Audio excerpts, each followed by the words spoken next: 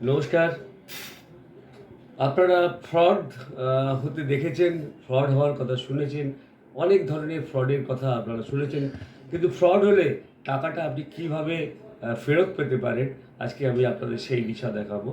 তার সঙ্গে আ কয়েকটি ফ্রডের নতুন ধরনের যে পদ্ধতিগুলো এসেছে সেগুলোও বলব। আপনারা জানেন আ বিভিন্নভাবে আ বিভিন্ন কালপ্রিট আছে। তারা একেকটা পথ অবলম্বন করে। যে পথটা আপনারা মাথাতে রাখতেই পারবেন না, আপনারা মাথাতে আনতেই পারবেন না এটা ফ্রড। যেমন ধরুন, ইদানিংকালে আমরা দেখতে পাচ্ছি, বিশেষ করে আমিও লক্ষ্য করি, আমি এগুলোকে ভীষণভাবে লক্ষ্য করি যে ফেসবুকে আপনি একটা কোনো আ জিনিস দেখছেন, হঠাৎ করে মুকেশ আম্বানির ছবি চলে এলো। মুকেশ আম্বানি শেয়ার মার্কেট নিয়ে বলছে যে আমাদের এক্সপার্টরা আছে শেয়ার মার্কেটে। তো তারা আপনাদের সাজেশন দেবে কিভাবে আপনি আ ও এক দ ৳১০০ কে ৳৫০০ বানাবেন, কিভাবে আপনি মিলিয়নার হবেন। এই সমস্ত পোস্ট যখন উনি বলছেন, উনি হয়তো কোনো একটা জায়গায় বক্তৃতা রেখেছিলেন, সেরকম কোনো একটা পোস্ট। এবার আপনি বলছে হয়তো আপনি নিচের লিঙ্কে ক্লিক করুন।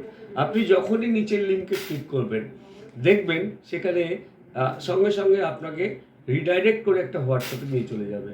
যেখানে হোয়াটসঅ্যাপে প্রচুর লোক আছে আপনার মতো, মানে আপনাকে ট্র্যাক করে নিল। বা সেখানে কিন্তু মুকেশ আম্বানির কোনো কিছুই নেই, ছবিও নেই।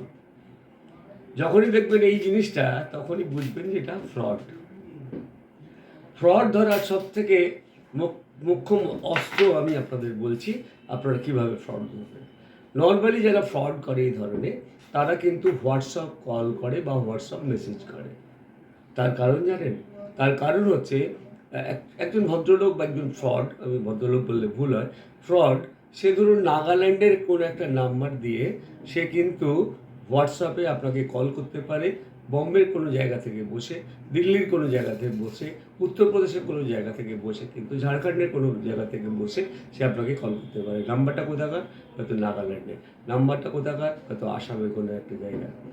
তো সুতরাং আপনি যার সঙ্গে হোয়াটসঅ্যাপে কল করছেন, সে যদি আপনাকে কোনো মেসেজ করে প্রলুব্ধ করে বা আপনাকে ডাইরেক্টলি ফোন করে আপনাকে কোনো কিছু করার ব্যাপারে বলে, প্রথমেই আপনি বলবেন যে আপনি আমাকে নর্মাল কল করুন। আর যখনই নরমাল কল করার কথা বলবেন, তখন দেখবেন তিনি নরমাল কল আপনাকে করছেন না। তার কারণ নরমাল কল একটা লোক নাগাল্যান্ডের বসেই করুক আর দিল্লিতে বসেই করুক, তাকে কিন্তু ট্র্যাক করা যায়। সুতরাং নর্মাল কলটা কে আইডেন্টিফাই করা যায়। সেই লোকটা পার্টিকুলারলি যখন আপনাকে কল করলো, সে তখন কোথায় ছিল? সে তখন দিল্লিতে ছিল, সে তখন বম্বেতে ছিল, সে তখন নাগাল্যান্ডে ছিল, সে তখন ত্রিপুরায় ছিল। মানে ব্যাপারটা বোঝাতে পারলাম কিনা জানি না, আমি আরেকবার বলছি। হোয়াটসঅ্যাপ কল আপনি যদি কলকাতার বাসী হন, আপনি যদি কলকাতা থেকে বসে থাকেন, আপনি নাগাল্যান্ড থেকে কিন্তু এই হোয়াটসঅ্যাপ কলটা করতে পারেন। পুলিশ কিন্তু ধরতে পারবে না যে আপনি কলটা কোথা থেকে করছেন। কিন্তু ওইটা যদি নর্মাল কল করে, মানে একটা ডাইরেক্ট নাম্বারে ফোন করে, সে যদি নাগাল্যান্ড থেকে করে, পুলিশ কিন্তু ধরে নেবে ওই সময় ও নাগাল্যান্ডে ছিল, এবং পার্টিকুলার কোন এরিয়ায় ছিল সেটাও কিন্তু ধরে নেবে। সুতরাং যখনই কোনো ফ্রড দেখবেন আপনাকে ইনসিস্ট করবে, তখন প্রথম সে ইনসিস্ট করবে আপনাকে থ্রু হোয়াটসঅ্যাপে, এবং থ্রু হোয়াটসঅ্যাপে করার পর তারপরে আপনাকে যে লিঙ্কে তারা কনভার্ট করে নিয়ে যাবে, সেটা হচ্ছে অনেকে আমরা আগে দেখেছিলাম টেলিগ্রাম। আমাদের ভারতবর্ষের এই টেলিগ্রাম, এটা কিন্তু একদমই ভুল কথা। টেলিগ্রাম কিন্তু আমাদের কোনো ইন্ডিয়ান অ্যাপস নয়, এটা কিন্তু বাইরের অ্যাপস। এবং এই অ্যাপসের মাধ্যমে যখনই আপনাকে ঢুকলো, সেখানে ট্র্যাক করার কোনো রাস্তা নেই, মানে ইন্ডিয়ান পুলিশ সেটা ট্র্যাক করতে পারবে না। সুতরাং টেলিগ্রাম এবং হোয়াটসঅ্যাপ কল মেসেজের ওপর একদমই বিশ্বাস করবেন না, প্রথম পয়েন্ট। আশা করি বোঝাতে পারলাম। সেকেন্ড, যদি কোনো কারণে আপনি ফ্রড হয়ে থাকেন, ধরুন আপনি কোনো কারণে এমনভাবে ওরা বলে, এমনভাবে ওরা আপনাকে ট্র্যাক করে যে অনেক সময় অনেক বড় বড় ম্যাচিওর লোকও কিন্তু ঠকে যায়, ওদের পাল্লায় পড়ে যায়। যদি কোনো কারণে হয়ে থাকেন, তাহলে প্রথমেই আপনি www cybercrime.gov.in এ একটা কমপ্লেন করবেন। আমি আবার একবার কথা বলছি, যদি আপনি কোনো কারণে ফ্রড হয়ে থাকেন ইমিডিয়েটলি আপনি www.cybercrime.gov.in এ একটা কমপ্লেন করবেন। তারপরে কি করবেন, সঙ্গে সঙ্গে আপনার যে লোকাল পুলিশ স্টেশন আছে সেখানে একটা এফআইআর করবেন। আর কি করবেন, আপনার কাছাকাছি যে সাইবার ক্রাইম অফিস আছে, মানে আপনি যে এরিয়ায় থাকেন সেই সাইবার ক্রাইমে আপনি পুলিশে একটা কমপ্লেন করবেন।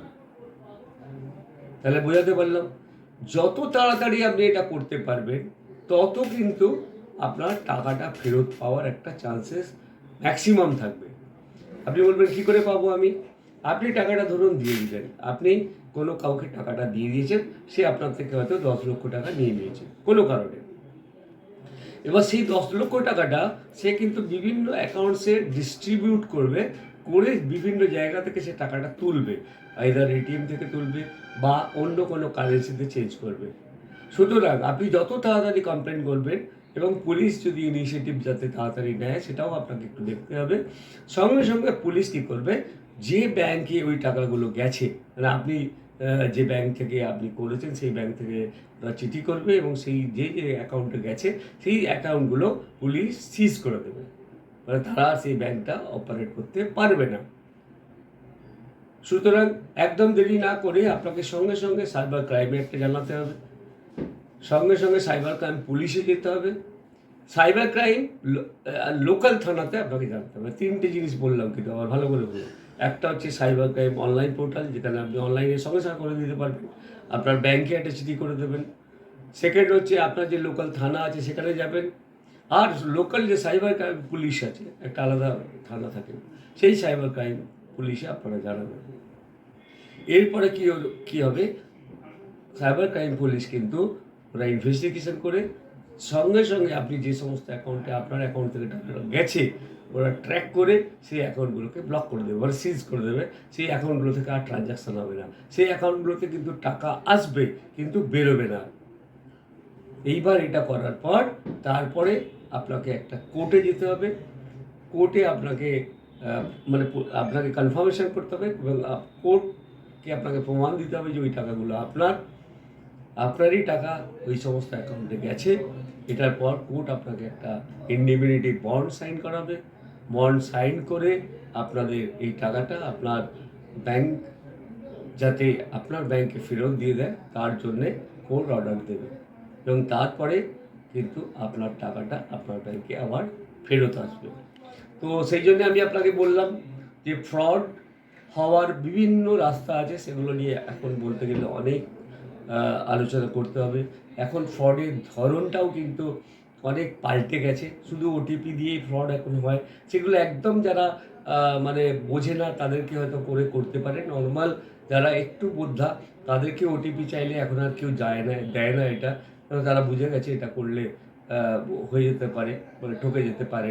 তাও আমি কিছুদিন আগে শুনছিলাম ইন্ডিয়ান এয়ারলাইন্সেরই একজন মানে যেটা হচ্ছে উনি কন্ট্রোল করেন পুরো, তো তাকেও ঠকিয়ে দিয়েছিল, মানে বিগ বাজার বা এরকম কোনো একটা বাজারের একটা নাম করে ওনাকে ঠকিয়ে দিয়েছিল। সেই জন্য বলছি যে ঠকানোর রাস্তাটা কিন্তু ডিফারেন্ট ওয়ে আছে। আর এখন সবথেকে বেশি যেটা হচ্ছে সেটা হচ্ছে শেয়ার মার্কেটে ইনভেস্টমেন্ট করার প্রলোভন, এবং সেখানে বড় বড় লোকেদের ইভেন টাটা কোম্পানির নামও নিয়ে নিচ্ছে।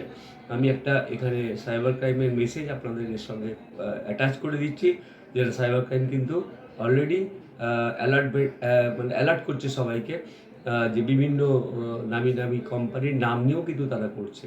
সুতরাং আপনারা খুব সাবধানে থাকবেন। আর যদি কোনো কারণে আপনার ফ্রড হয়ে থাকে, আমি যে পদ্ধতিগুলো বললাম সেই পদ্ধতিগুলো অবশ্যই অবলম্বন করবেন, তাহলে আপনার টাকাটা রিকভার হওয়ার চান্স 99% নয় 100% থাকবে। এ প্রসঙ্গে আমি আর একটা জিনিস আপনাদের একটা সাইবার ক্রাইমের সাব ইন্সপেক্টর ওনার মিস্টার রোহিতের একটা ভিডিও অ্যাটাচ করে দিচ্ছি, আপনারা একটু শুনুন। যদিও হিন্দিতে আছে, কিন্তু উনিও বলেছেন কীভাবে রিলায়েন্সের নাম করেও ফ্রড হয়, আপনারা একটু শুনে নিন। আমি এখন বসে আছি বোম্বাই সাইবার ক্রাইম পুলিশ স্টেশনে। আমার সামনে বসে আছেন mister Rohit cyber crime sub inspector. मैं कुछ जानना चाहता हूँ साइबर क्राइम के बारे में, तो सबको आदमी को नॉलेज हो जाएगा। थोड़ा सा सर बताइएगा कैसे आदमी को सेव कर सकता है, आप लोग कैसे इंफॉर्मेशन क्या करना चाहिए अगर किसी को फ्रॉड हो जाएगा। अभी जो फ्रॉड चल रहा है, रिसेंटली जो ट्रेंड चल रहा है वो शेयर मार्केट का चल रहा है। हमारे इधर बहुत से अमाउंट लोगों की गए 50 लाख 1 करोड़ की शेयर मार्केट में। जो अभी फेसबुक पे ऐड आता है कि जल्द से जल्द शॉर्ट टर्म में प्रॉफिट मिलाओ, ये करो, उसके वजह से हम दूसरे इंस्टीट्यूशनल अकाउंट निकलते, अलग अलग एपी के ऐप डाउनलोड करते और उसमें हम इन्वेस्ट करते और उससे फंस जाते। जो भी हमारी शेयर मार्केट की इन्वेस्टमेंट हो वो हमें जो सेबी के रूल्स है और जीरोधा है, जो भी अपने गवर्नमेंट अप्रूव्ड जो एप्लीकेशन है उनसे किएगा तो कुछ उसका कुछ प्रॉब्लम नहीं आता। लेकिन थर्ड पार्टी एप्लीकेशन जो प्ले स्टोर पर नहीं है वो हमें लिंक भेजते और उससे हम डाउनलोड करके फिर उसमें इंस्टीट्यूशनल अकाउंट करके हमें बता के हमारा पैसा अलग अलग अकाउंट में डालने को बोलते हैं।